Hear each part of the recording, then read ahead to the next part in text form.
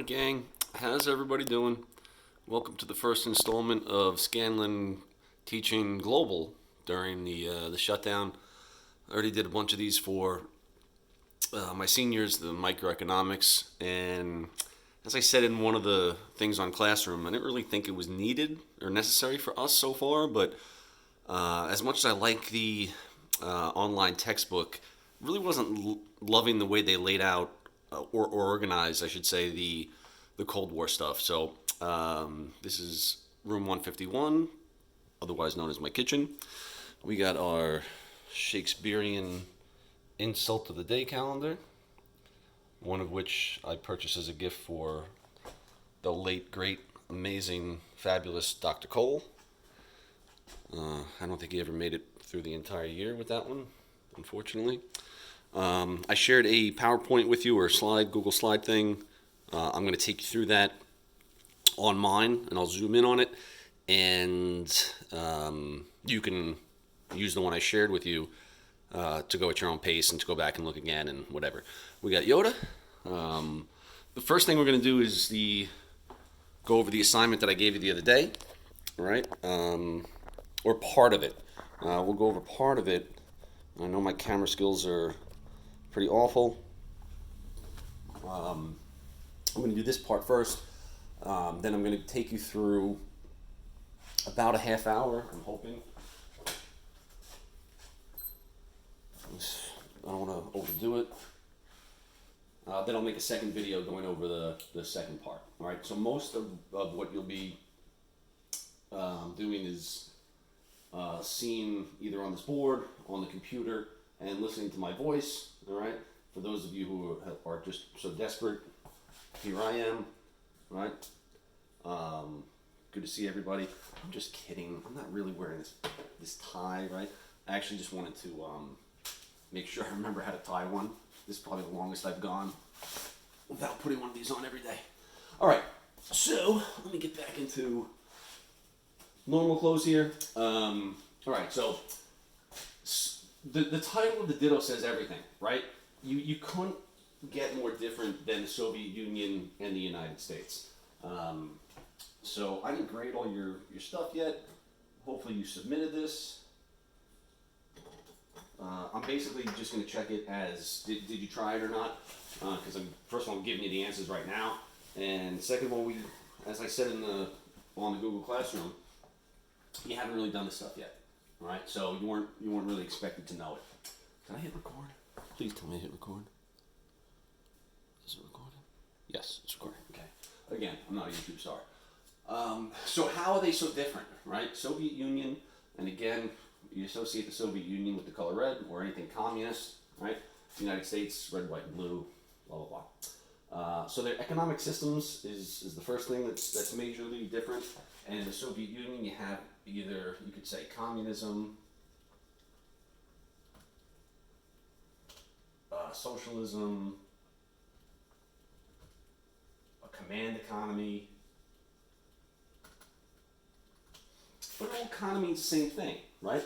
There is no personal property. You've heard me say this a million times. It's not our factory. I'm sorry, it's not your factory, it's our factory. It's not your farm or your tractor. It's our farm, our tractor. Think of some of the last stuff we did with collectivization and Stalin and the 5-year plans and all that when we were still together in the classroom, right? So communism, socialism, it's a command economy. What are you going to make? How are you going to make it? Who you're going to make it for? It's all being commanded to you, right? And the whole idea again is a classless society where there are no classes, right? There's no upper class, middle class, lower class. Everybody's equal. Obviously, it never works out that way. America, on the other hand, is capitalism. You could also call that a free market. Why? Because you're free to make your own decisions, right? There's the profit incentive, and this is kind of give you some hints to that other part of the homework, which I'll go over in the second video. But why do you do things? How do you decide what to make, how to make it, who to make it for? Because you're looking to make a profit. you're free to do whatever you want. I always use the example, if you want to make pizza that tastes like, I don't know, bananas and ice cream, right? You're free to do that. You're probably going to go out of business, but you're free to do it. Okay, politically, we're talking about a one-party dictatorship.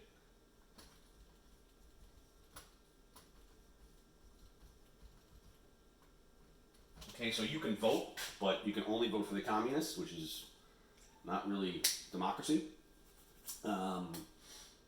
And there's usually one all-powerful ruler, right? Stalin to start off, and then we'll talk about some other ones. America obviously is a democratic republic.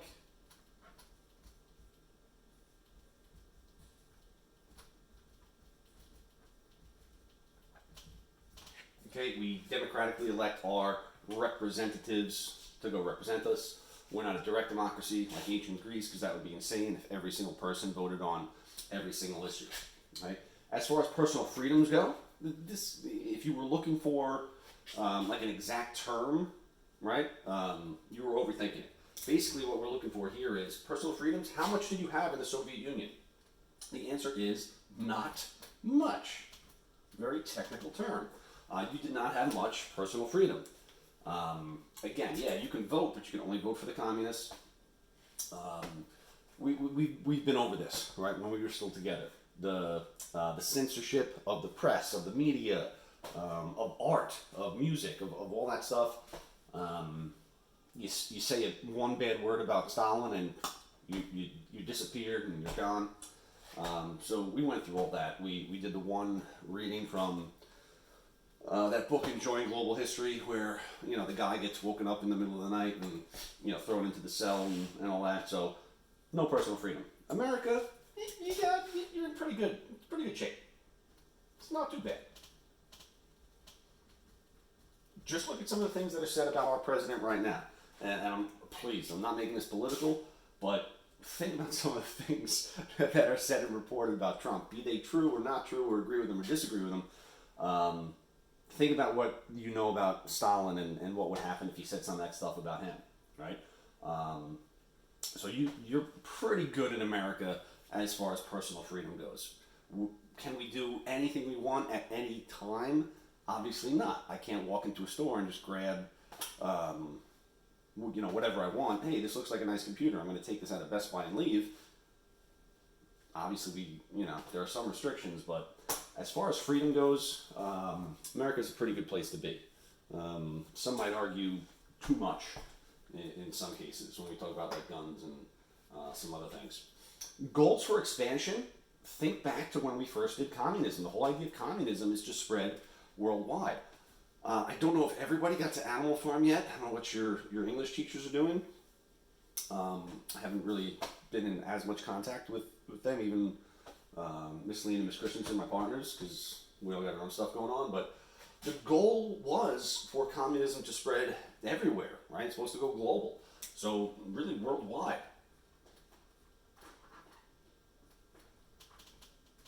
Worldwide expansion. Now the United States part of that is like, it's kind of questionable.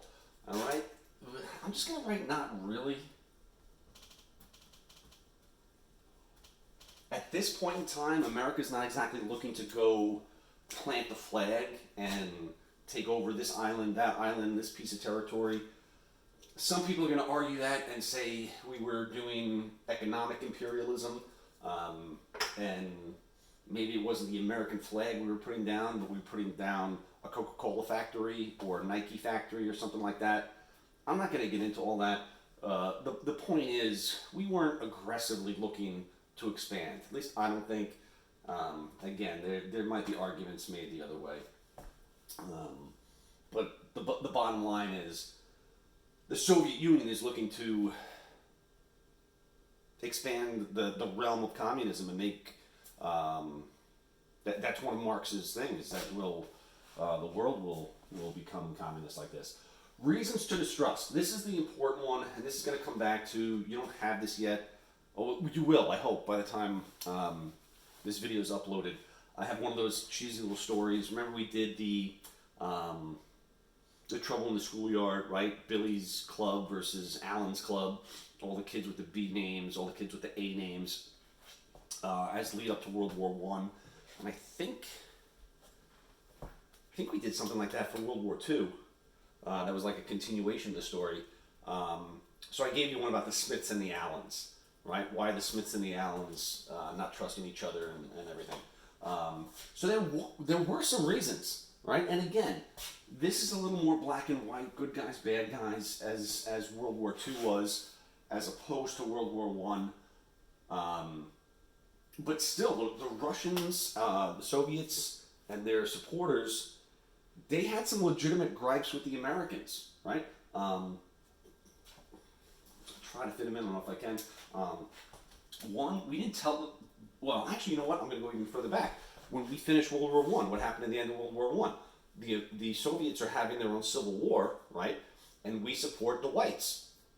We support the White Army against the Red Army, the communists, and we sneak in troops. The Americans, the British, the French, they sneak in troops to try to help the White Army, and the White Army ends up losing. So we spoke about it in class. How are you going to feel about that if you're the Red Army and you win? Let's say supporting the whites.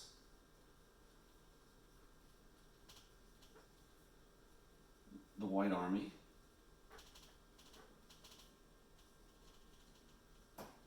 Was one thing they didn't like. And again, reasons for distrust were all of these. They're just so different, right? The Americans versus the Soviets.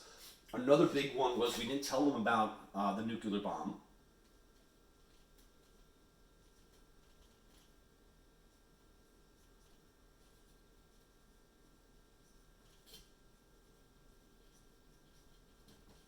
Okay, and I'm out of room, but in addition to not telling them about the nuclear bomb, if anybody checked out the sections of the textbook that I put out there so far, we also really didn't negotiate or bring into the discussion the Russians as far as what we were going to do with Italy when Italy was conquered or defeated in World War II. Same thing with Japan, right? Really, you have to think back. These guys did not like each other. They just happened to be on the same team. The only reason we even negotiate with them or discuss with them the partition and what to do with Germany is because we didn't have a choice. It was because we both came into Germany at the same time. And actually the Russians got to some of the more important sections a little sooner, right?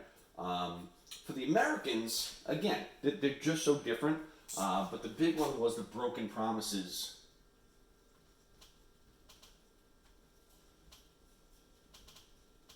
Especially from Yalta.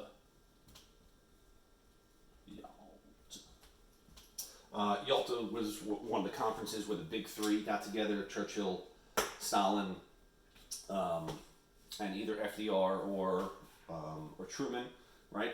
Where they were deciding, like, hey, we know we're going to win. The Germans are kaputs. It's just a matter of time. What are we going to do afterwards? And this is where Stalin said, "Oh yes, comrade, that will let all these places have their freedom. They can have elections." Really, he was crossing his fingers behind his back or just totally BSing. We knew that wasn't, well, I think we knew that wasn't really going to happen. I think FDR was kind of just saying, I know this guy's a liar, but I got to deal with it for now. We got a bigger issue. I think, I'm never going to give you my political opinion about stuff today. I'll try to give you both sides. Now that it's been, 70 years, I feel comfortable saying I think FDR was a pretty darn good president. My grandfather, the man I love and respect more than about anybody else on this planet, who was put in a German prison camp by the Nazis, hates FDR with a passion, or hated, while he was still alive, hated FDR with a passion, and this was a big reason. He would always say, I went and fought and got thrown in a prison camp, and then FDR signs stuff that he knew Stalin was going to go back on, and ended up giving away half of Europe, that like I said, my grandfather felt he fought for. So I'm not going to knock him for that. But as far as the Cold War goes, my favorite president, and the guy who really sets the tone, sets the stage, lays out the game plan for America during the Cold War is this guy right here. His head wasn't as bobbly, and that's Harry Truman, right? So we'll talk more about him in a second. Okay, so just checking my notes or my script here. Broken promises at Yalta. Again, see all of the above for the reasons the Americans and the Russians don't trust each other. Support of the whites during the Civil War. They weren't consulted about the dropping of the A-bomb or about the negotiations, agreements, whatever, between the conquest of or defeat of Japan and Italy. All right, so that's that. Real quick on the thing that I sent you about the Smiths and the Allens. Don't worry about the finishing the story, the next episode, whatever. Just look for the big takeaways, and again, try to put geopolitical events like this into more understandable stuff like families, right? So the Smiths would obviously be the Soviets, right? S-Soviet, S-Smith. The break-in, why might they be distrustful? Again, you're a fool if you ever trusted Hitler in the first place, but they did have the Nazi-Soviet pact, and then they were invaded, right, by the Germans. So it's kind of like having your home broken into by somebody you trust, or allowing someone to sleep over your house that you trust, and then you find out they stole your Xbox in the middle of the night. The fence that they're talking about putting up, as we're going to talk about, the Russians really wanted like a buffer zone, right? They felt like, hey man, we got invaded in World War I, we got invaded in World War II, we need a little protection, right? We're communist, most people aren't, and they're going to try to come in and get us. We're going to get into in a few minutes the idea between the Berlin Wall versus the Iron Curtain versus the Berlin Blockade. It gets a little... Sometimes history is nice and easy with the verbiage and the vocabulary, I guess. This one's a little confusing. All right, that's why I wanted to be talking to you and having you see me and hear me rather than just reading it out of a textbook. The Allens, obviously, then would be the Americans. They were one time allies with the Smiths, as it says in the story. The long-range rifle that the Smiths heard, that would obviously be your, maybe not obviously, would be your nuclear bomb, A-bomb, which, as I said, they had not told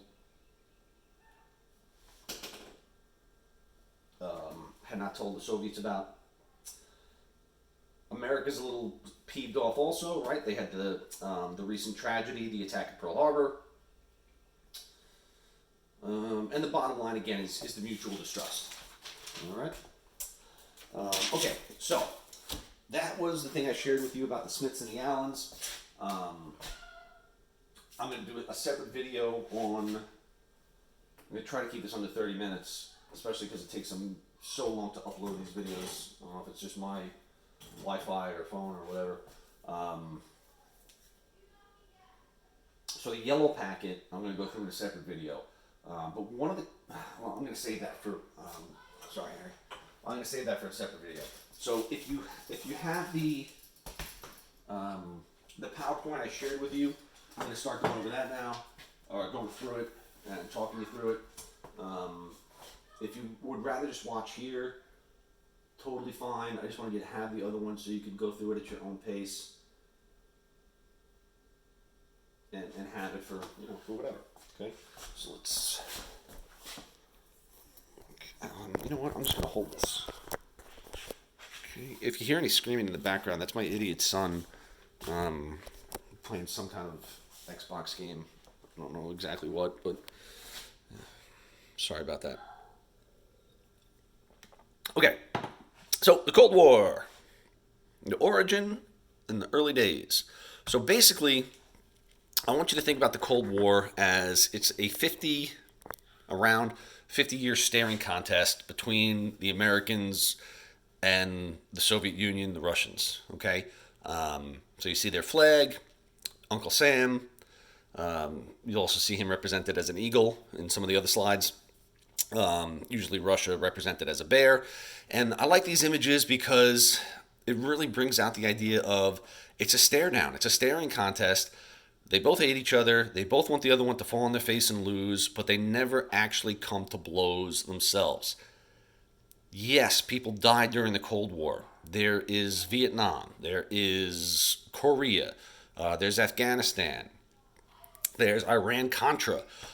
So plenty of people died, but it's never actually Russia or Russian troops versus American troops, at least not in a conflict that is nationally publicized and well known and blah, blah, blah. I'm sure there were some Americans who got killed by Russians and vice versa. All right? So this one shows it well too. Again, the Russian bear, the American eagle. What is on those papers? Irresponsible statements and deepening suspicions, right? So people saying stuff that maybe they shouldn't say, and just more and more distrust of each other. And again, you got to look at it from both perspectives, right? This is the American viewpoint. Oh my God, the Russians, they're looking to take over Afghanistan and Syria and Africa and Europe and China, and they just want to dominate everything. Well, the Russians are thinking the same thing. They're thinking Uncle Sam's, going to grab Israel and Pakistan and China and Japan and Western Europe, right? So the feeling went both ways. But for most of this 50-year period, I like this one because, again, Americans, Russians pointing their guns at each other, their missiles, but most of the world just felt like these people here, these two superpowers are going to try to kill each other, and not much we can do about it except sit here and hope for the best. Right? Again, let me just check my notes. Okay. So again, this goes back to Yalta. Okay. This is the idea that Stalin had promised the countries where he's planting flags. You see the hammer and the sickle. He had promised free elections in all those places. Again, if you trust Stalin, you're about as dumb as trusting Hitler in anything, right? So again, this goes back to the idea of the broken promises at Yalta, why my grandfather hated FDR and thought he gave away half of Europe. Again, you can decide what you think about that on your own. Was it worth giving up half of Europe to defeat Hitler and working with a jerk like Stalin to defeat Hitler? That's what makes history interesting. Is some people are going to side with FDR, some people are going to decide with my grandpa. Okay. Next. Okay, so one of the confusing things I think about the Cold War is the idea of the Berlin Wall versus the Berlin Blockade versus the Iron Curtain. So the Iron Curtain, and again, if you read the textbook sections that I shared with you guys, it described this, but maybe not enough. So the Iron Curtain is it's a word, English teacher. It's a metaphor, right? It's not a real thing. Churchill is out of power by now, and Churchill said, look, for all intents and purposes, there's like a line or a border that separates or segregates the part of Europe that's controlled by the Russians and the part of it that's free, right? So again, this is imaginary or metaphorical or symbolic or whatever. There was no actual wall or fence that went all that way. I mean, look at what you're looking at, guys. How many thousands of miles would that wall have to be? All right, there is going to be a wall, which we'll talk about, but it ain't that, and that is called the Iron Curtain, symbolic, metaphoric, said by Churchill, talking about the division of Europe between Soviet-controlled areas and free areas. All right, okay, let's keep going.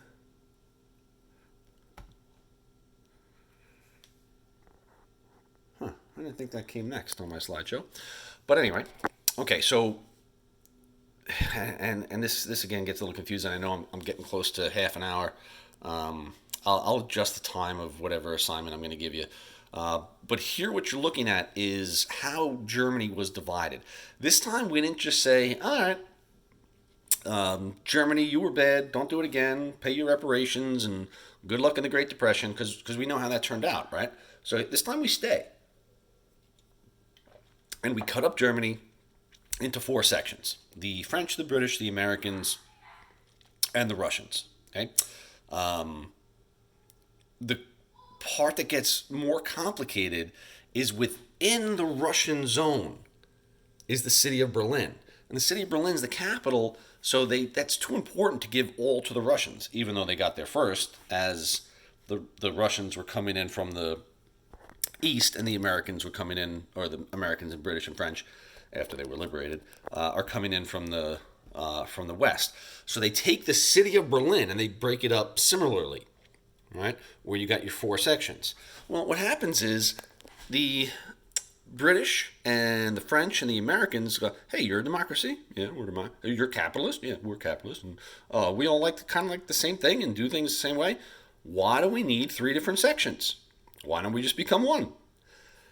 And the same thing happens within the city of Berlin, obviously, right? So that leads you to this, where the American, British, and the French sections all unite and they just create what's called West Germany.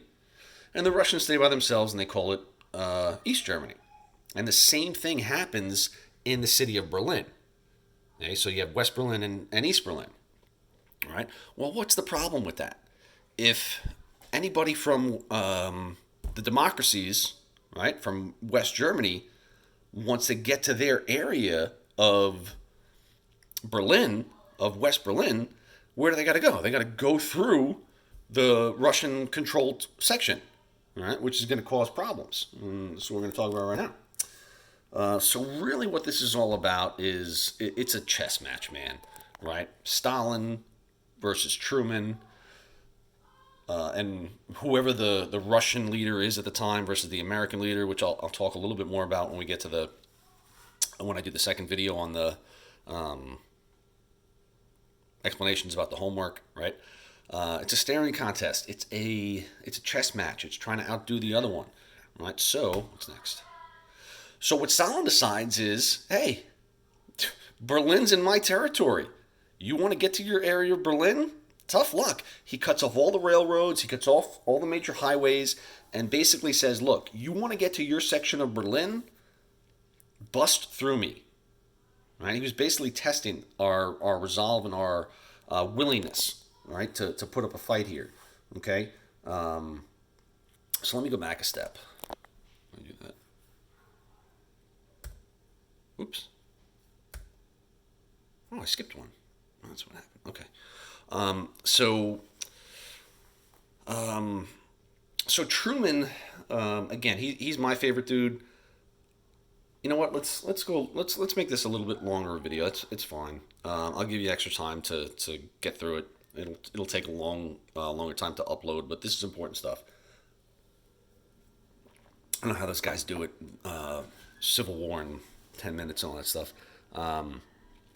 Okay, so the problem with democracies is that your leader can change, right? So if Stalin didn't die, Stalin was going to be the guy in charge. So whatever he was going to go with is what lasted, right? That's part of our issue today. Is it seems like one president just wants to overturn whatever the last president did, but whatever. That's a different story for a different time. Part of the reason. Harry's my favorite guy. What's up, Harry? Your glasses are broken. I know, it happens.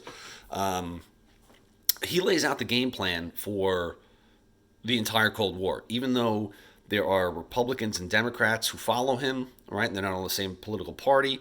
They all follow his game plan, which is known as the Truman Doctrine, which you must know. Truman Doctrine, fancy word for policy or way of doing things. And the Truman Doctrine was all about containment. I'm not going to go try to defeat the Russians or make the Russians stop being communist, but I'm not going to let them spread. So here, think about playing a game, whatever kind of game you're talking about, basketball or football or whatever. I know I can't stop this guy. He's going to get his points. He's going to put up his number of shots or number of passes. But we're going to try to keep it minimized. We're going to try to contain it and not let it get that bad. All right, that's our policy. That's what we're doing. Truman Doctrine, containment. Again, word association. Peanut butter jelly. Think Truman Doctrine, think containment.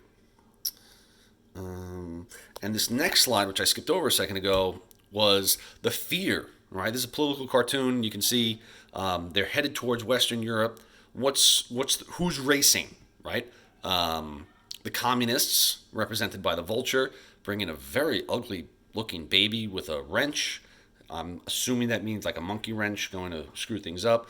Who's trying to get there first is the U.S. Congress, the doctor who's going to save the day, right? Think back to when we've said this about communism many times. Who is more likely to support communism, where we all share and there's no rich and poor and blah, blah, blah? Well, the people who ain't got nothing, because sharing sounds good to them and being equal sounds good to them. So Truman figured this out with, I'm sure, his advisors, the idea that if people have stuff and aren't poor and hungry and desperate, they're not going to be willing to try communism. So let's give them stuff, right? Let's hook them up. Let's give them education. Let's give them supplies and milk and food and doctors and healthcare and whatever we can. And then maybe they won't be willing to try communism, right? Why wouldn't you want the aid, right? If somebody like America is going to give it to you, take it. So this is talking about the fear of the spread of communism. Okay, who might try communism? The people who are desperate. So how would you try to stop it? Would be you try to give those people something and make them not desperate anymore, right? Why wouldn't you want the aid? Of course you would.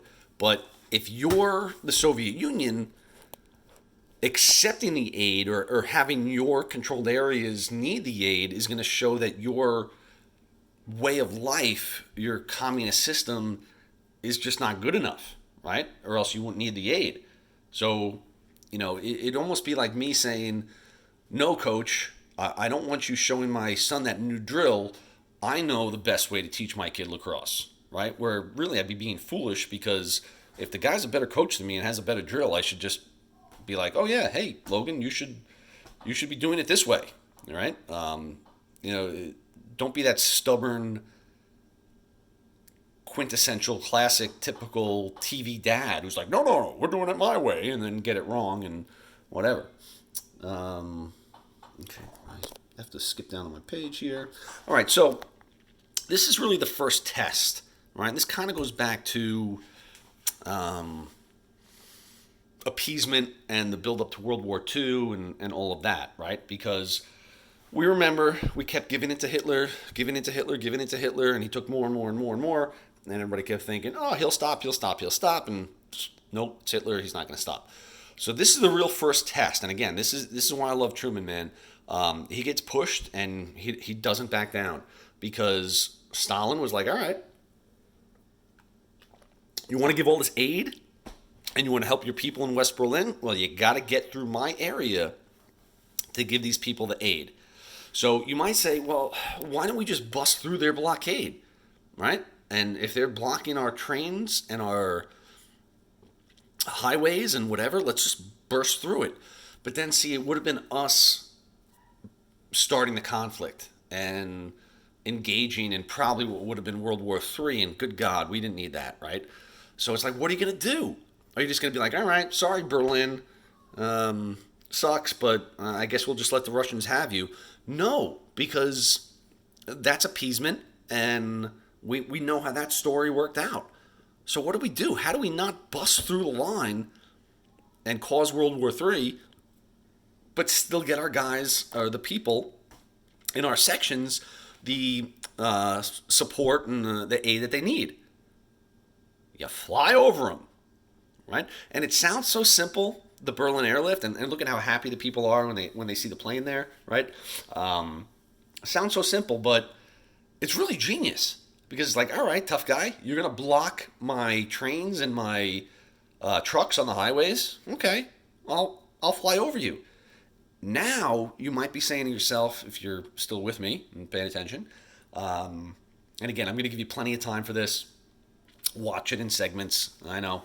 Why don't they just shoot down the American planes? Because then they would be being the aggressors. And even though it probably would be World War III, at least we could be like, see, the dirty Russians shot us down, and it's their fault, and now we got to go fight them. So, airlift. Okay. And this is really amazing. This is all part of what gets called the Marshall Plan. All right. So one of Truman's top advisors was George Marshall. I believe he was a general. I'm pretty sure. And he's the one who came up with this plan. And here you can see in some areas we just dropped off crates with parachutes on them. But check out the amount of stuff we gave, right? The flour, the milk, right? I love this thing. Milk, the next weapon for democracy. How is milk a weapon? Well, it's a weapon if you give it to people who need it, and then those people won't turn to communism and they'll like you and support your ways.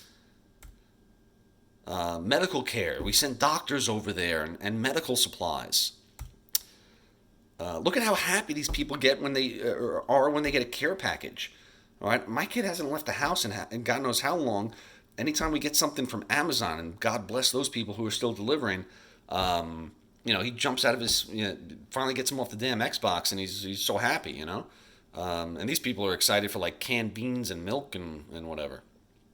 And again, you have to picture how destroyed and torn apart Europe was, right? Again, aside from Pearl Harbor, none of the fighting took place here, so it's one of the reasons we come out of this as a superpower.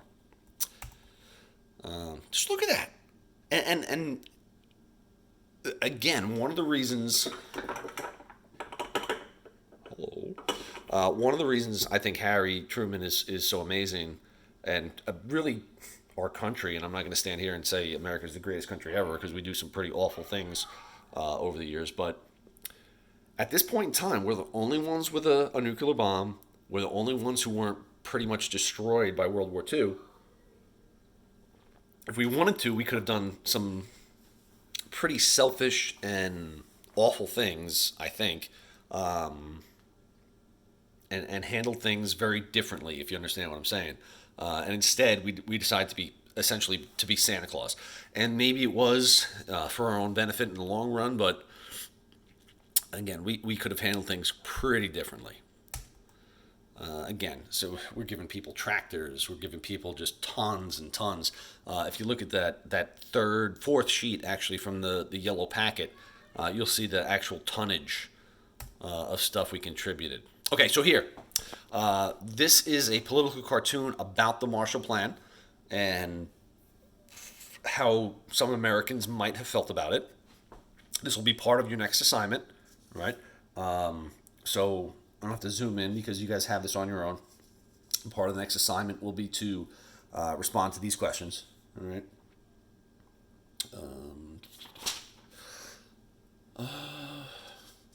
Okay. Flew over them. This was the first real test of the Truman Doctrine. Okay. So anybody can have a doctrine. I can have the Scanlon Doctrine. I see a cell phone in class, I take it as if we were still in class, right? If the first time I see somebody with a cell phone, I'm like, oh, come on, Jimenez, put that away, and I don't actually take it away, everybody's going to be like, all right, Scanlon Doctrine don't mean bad, anything. Sorry.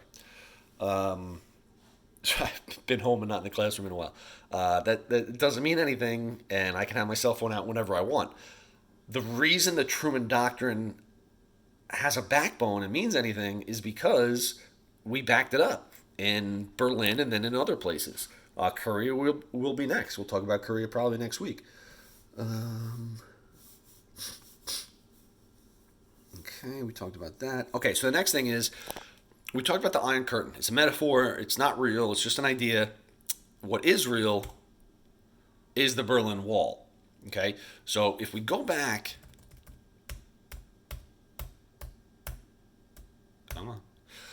to the idea of life in East Germany, West Germany, life in East Berlin, West Berlin. Come on, guys, where do you want to live? Where there's freedom and capitalism and you can make money, or communism and dictatorship? All right. Now I'm not saying socialism doesn't have some merit, and maybe capitalism does have some bad parts, but good God, man, where do you want to live? In a dictatorship or in a democracy? Well, if you were in East Berlin, dictatorship, communism, and you could walk across the street and be in capitalism and freedom, and if you wanted to, because there's capitalism and freedom, hop on a plane and go to West Germany or Belgium or Luxembourg or France or all the way over to America, Canada, whatever, you could. So you know what? A lot of people did. And it started embarrassing the Russians, right? I mean, think about myself, right? If the first day, second day of class, I had 40 people standing in front of guidance being like, get me out of Scanlon's class. This is terrible. It's embarrassing. It says something about my class, so I might try to stop them. Now, in my opinion, whether you're all trying to leave my class or I have to force you and not let you go to guidance so you stay in my class, it's just as bad, right? But that's what the Soviets decided to do. So many people are leaving, we're not going to let them leave anymore. So the Berlin Wall, not the Berlin Blockade, which we flew right over, not the Iron Curtain, which is imaginary and figurative and a metaphor. They actually built a wall. It started with a fence and it became cement, right? And I have some statistics here I'll read for you in just a second, which you could look up if you wanted to. But it actually became a wall completely around the city, where you have to imagine families, right? I think it's kind of funny. I moved about 5 minutes, not even 5 minutes, a mile and a half, 4 minutes, from one side of Smithtown to the other, and now I'm not in St. James. Now I'm in Smithtown. Technically, I changed zip codes by moving 4 minutes. Imagine what that might do as far as if there was a wall, and now my favorite restaurant, movie theater, God, cousin, grandpa, right? Now there's a wall between he and I, or us and them, or me and that restaurant, or whatever. That's some serious stuff, right? I'll give you statistics on it in just a second.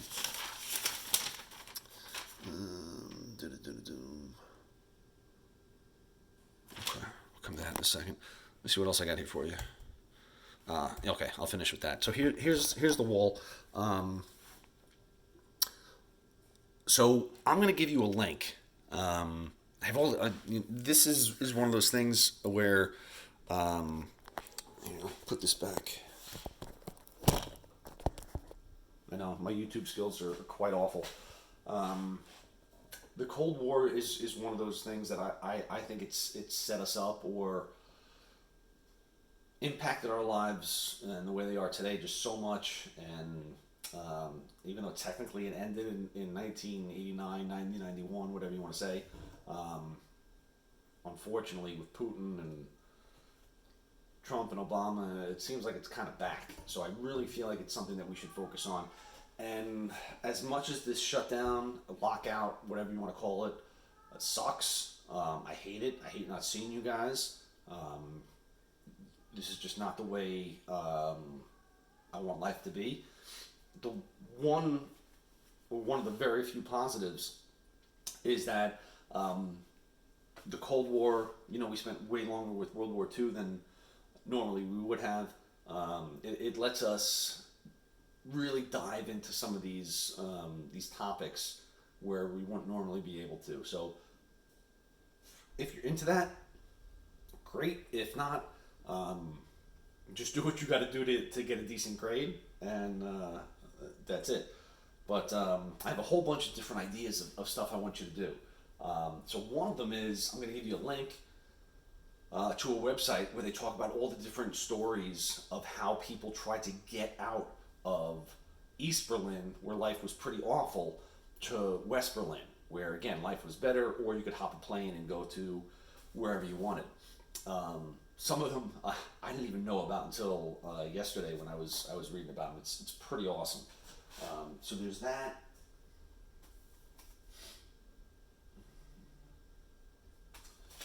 Those are just my notes on some of the stories. The amount of food and stuff that was delivered is absolutely insane. I have here that America ended up giving about 2.3 million tons of food and fuel and other things. Oh, okay. So with the wall, right? Why did they need to? Don't fall down. Don't fall down. Don't fall down. Why did the Russians feel the need to build a wall? So again, I think it's embarrassing enough having to build a wall, but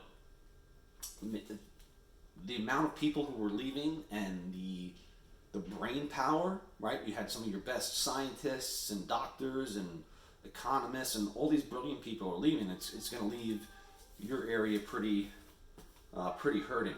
So in June of 1961, 19,000 people crossed and said, "Screw this! I'm out of East Berlin. I'm going to West Berlin." In July of that year, 30,000. In August, on August 11th, we're talking one day, 16,000.